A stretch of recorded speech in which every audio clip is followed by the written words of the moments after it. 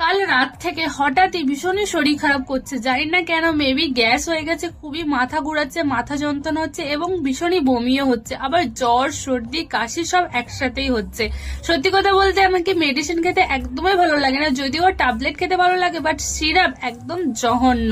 আর খাওয়ার সময় আমি ক্যামেরাও ধরতে পারিনি, এত বাজে আমার রিয়াকশন ছিল। আর শরীর খারাপ হলে কিছুই ভালো লাগে না, না খেতে ভালো লাগে না কিছু করতে ভালো লাগে।